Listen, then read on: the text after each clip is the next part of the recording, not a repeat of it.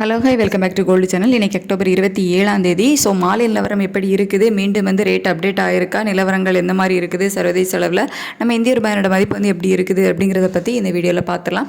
இன்றைக்கி காலையில் தங்கம் விலை நமக்கு குறைஞ்சிருந்துச்சு. ஒரு கிராமுக்கு 50 ரூபாய் குறைந்து 22 கேரட் ஆபரண தங்கம் 11,450 ரூபாய்க்கும், ஒரு சவரன் 91,600 ரூபாய்க்கும் விற்பனையாகிட்டு வருது. இப்படிப்பட்ட சூழ்நிலையில் இப்போதைய நிலவரம் எப்படி இருக்குது அப்படின்னு பார்த்தீங்கன்னா, சர்வதேச அளவில் தங்கத்தோட விலை மறுபடியும் அதிகரிக்க ஆரம்பிச்சிருக்குது. ஸோ நம்ம இந்திய ரூபாயோட மதிப்பும் பார்த்திங்க அப்படின்னா கிட்டத்தட்ட ஒரு 30 பைசாக்கு மேலே வீக் ஆகிருக்குது. காலையில் நமக்கு ரேட்டு ஃபிக்ஸ் ஆகும்போது 87.93 பைசா அந்த ரேஞ்சில் இருந்துச்சு. இப்போ பார்த்திங்க அப்படின்னா 88.23 பைசாவுக்கு வந்துடுச்சு. கிட்டத்தட்ட நமக்கு 30 பைசா வீழ்ச்சி ஆயிடுச்சு. சர்வதேச அளவிலையும் தங்கம் விலை அதிகரித்து காணப்படுது. இந்திய ரூபாயினோட சப்போர்ட்டும் நமக்கு இல்லை. அதாவது US டாலருக்கு நிகரான இந்திய ரூபாயினோட மதிப்பு வீழ்ச்சி அடைஞ்சிருக்கு அப்படிங்கிற காரணத்தால் நமக்கு இந்திய ரூபாயினோட சப்போர்ட்டும் இல்லை.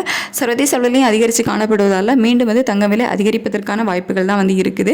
ஸோ இன்னைக்கு ஈவினிங் விலை அதிகரிக்குமா அப்படின்னு கேட்டிங்கன்னா 4:30 வரைக்குமே எந்த ஒரு அப்டேட்டும் இல்லாமல் தான் இருக்குது. அதாவது விலை அதிகரிக்காமல் தான் காலையில் என்ன ரேட் ஃபிக்ஸ் பண்ணாங்களோ அதே விலையில் தான் இருக்குது.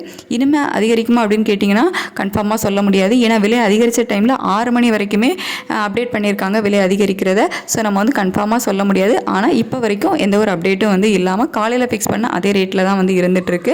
வெள்ளியோட விலை சர்வதேச அளவில் எந்த ஒரு மாற்றமும் இல்லாமல் தான் இருக்குது. நமக்கு காலையில் 170 அப்படிங்கிற ரேட்டில் இருக்குது. இன்றைக்கி விலை மாற்றம் எதுவுமே இல்லை வெள்ளியில். மீண்டும் சர்வதேச அளவில் எந்த ஒரு மாற்றமும் இல்லாமல் அதே ரேஞ்சில் தான் இருக்குது. ஆனால் இந்திய ரூபாயோட மதிப்பு நமக்கு வீக் ஆகிருக்குது அப்படிங்கிற காரணத்தால் வெள்ளியோட விலையும் அதிகரிப்பதற்கான வாய்ப்புகள் தான் இருக்குது.